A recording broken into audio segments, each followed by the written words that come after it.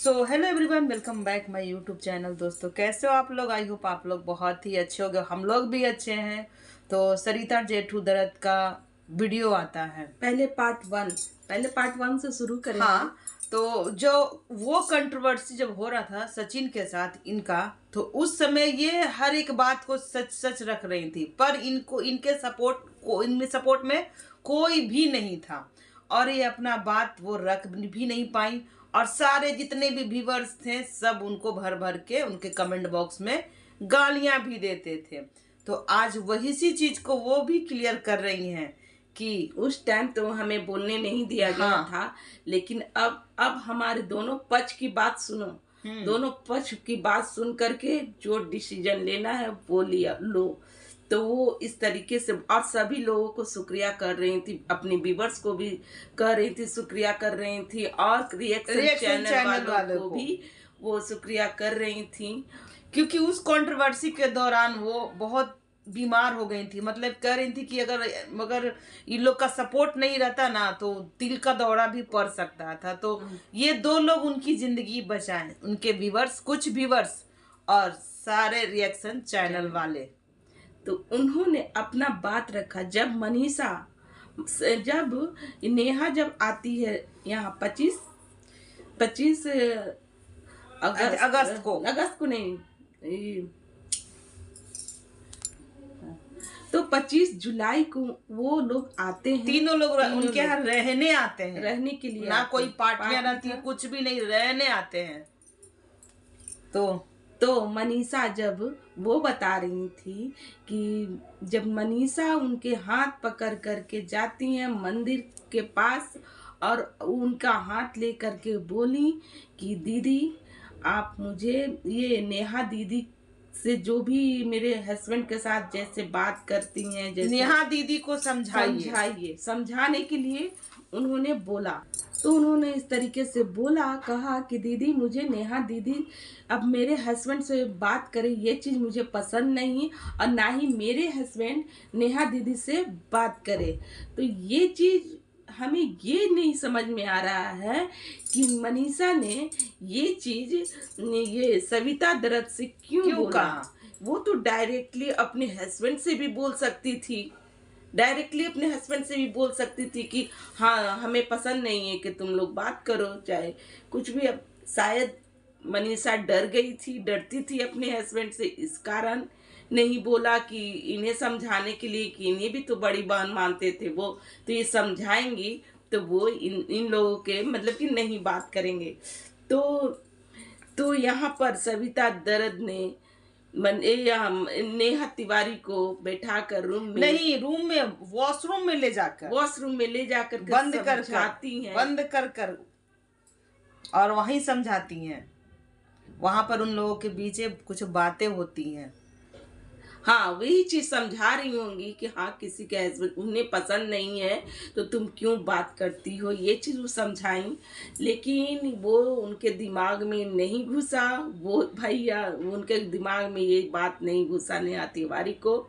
तो वो चली गई समझा करके और जा करके अपने रूम में सो गई। नहीं, उनकी तबीयत थोड़ी डाउन थी तो वो सो गई, टैबलेट लेकर वो सो गई।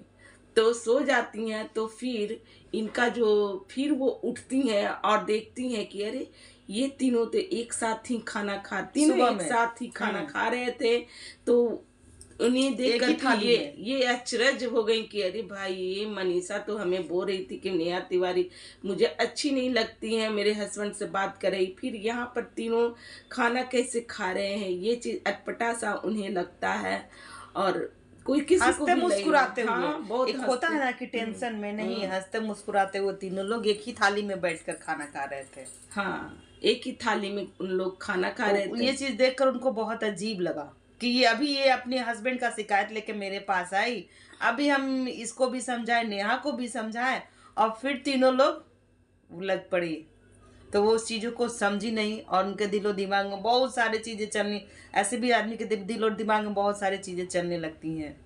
तो फिर दोस्तों ये चीज़ कह करके फिर इनका पार्ट 2 आता है, सविता धवल का पार्ट 2 वीडियो आता है, जिसमें उन्होंने बोला, भैया सुन करके तो दिमाग अचरज हो रह गया।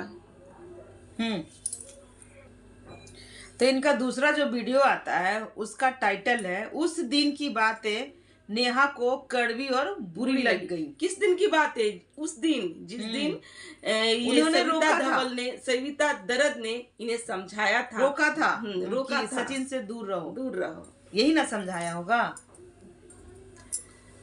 तो ये चीज था, वो समझा रही थी। समझाने के दौरान जब खाना वाना पीना हो गया तो वो चली गई सोने। लेकिन दोस्तों ये तीनों एक ही रूम में थे, एक ही रूम में थे। तीनों का बेड जो होता है ना, एक ही रूम में था। ऐसा लग रहा था कि तीनों एक ही बेड पे सो रहे होंगे, तभी ना तीनों एक ही साथ थे। हाँ, और वो सरिता दरद बता रही थी कि उस रूम में जाने के लिए मैं कंफर्टेबल फील नहीं कर रही थी। मैं अपने घर में ही कंफर्ट जोन में नहीं थी। तो इन्हें बुलाया गया और बुला करके सचिन ने इन्हें बुलाया। हाँ, और बुला करके नहीं, सचिन ने इनको कहा कि दीदी चलिए आप मेरे रूम में। तो ये वो वहां पर नहीं गई। और फिर नेहा तिवारी सरिता दरद के हाथ को पकड़कर और उनके रूम में ले जाकर उनको समझाती हैं कि दीदी कल तो आप रात को सो गई थी और हम लोग तीनों के बीच बातें हुई। सचिन ने एक हाथ में अब मेरा हाथ लिया और अब दूसरे हाथ में मनीषा का हाथ लिया और अपनी बीवी से पूछा कि तुम चाहोगी तो मैं दीदी के साथ रहूंगा और नहीं तो मैं इस हाथ को अभी छोड़ दूंगा। तो उस समय जब मनीषा को दिक्कत थी तो उसी टाइम बोलते ना कि नहीं, हाँ। आप ये दीदी का हाथ छोड़ दो, हमको हमें तकलीफ दिक्कत हो रहा है। तो फिर ये सविता धवल से ऐसी बातें क्यों बोली कि हमें नहीं, दिक्कत तो है? वो बोलती है ना कि नहीं, हमको कोई दिक्कत नहीं है, आप लोग बातें करो। हाँ। ठीक है। तो उसके बाद हम लोग को ये समझ नहीं आता है कि जहाँ बोलना चाहिए मनीषा को वहां ना बोल के सरिता दरद जी के पास जाकर बोलती हैं कि दीदी आप मना करो कि नेहा मेरे हस्बैंड से बात ना करे। हाँ। तो ये तो इसी दौरान उनकी जहाँ पर थी ये दिल्ली में, वहां पर कर्फ्यू लग गया था दोस्तों। जब जाना था तो कर्फ्यू लगा था, बहुत भारी कर्फ्यू लगा था, जिसमें ये मना की कि अभी तुम लोग मत जाओ, मेरे घर में हो तो अभी तुम लोग मत जाओ और रहो। 3 दिन का कर्फ्यू लगा था, जिसके दौरान 3 दिन थे उन लोग उसी घर में थे। सविता दरद जी के ही घर में थे, उसी रूम में थे। तीनों एक ही रूम में थे दोस्तों, तीनों एक ही रूम में। और इनकी मम्मी कुछ कहती हैं और उस दौरान कुछ चीजें होती तो ये बोल रही थी कि ये हमने तो इन्हें रोका, लेकिन इन्होंने 3 दिन का कर्फ्यू था, 2 दिन रुके वो। और दूसरा दिन तीसरा दिन वो सचिन ने जाने के लिए कह दिया कि अब मैं जा रहा हूँ। तो क्योंकि मनीषा ने एक वीडियो डाला था जिसमें वो बेडशीट जो होता है ना, मतलब कि इन्हीं तीनों का क्या ही बताए थे। तो दोस्तों जब ये लाइव मनीषा आई थी, इस लाइव में, कल की लाइव में मनीषा आई थी, तो यही बातें चल रही थी। कमेंट में ये सब बातें कहा जा रहा था, सो मैं आप लोगों को सुनाऊंगी। चलो, तो दोस्तों मनीषा जब लाइव आई थी तो ये एक कमेंट किया था, सो कमेंट है, तो आप लोग सुनिए। प्रिया चौधरी नाम है इनका। मनीषा, जब तुम सरिता के घर गई थी तब उस बेडशीट में क्या था?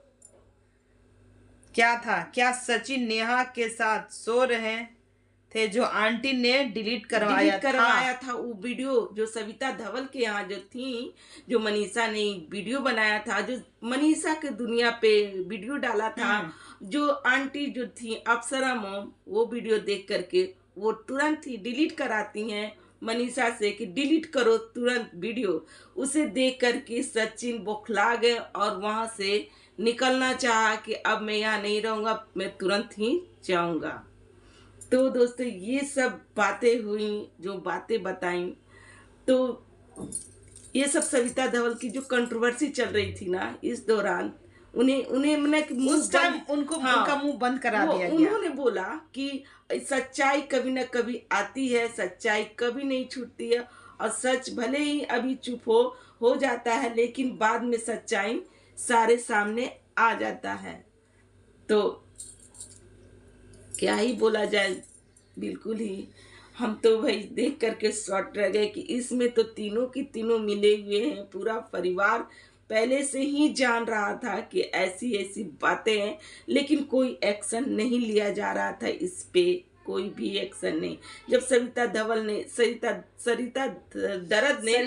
ने हाँ ये सब बातें खोली तो उन्हें चुप करा दिया गया था। सारे लोग मिलकर सारे चुप कर, लोग उनका साथ कोई भी नहीं दिया। आज वही लोग जो लगे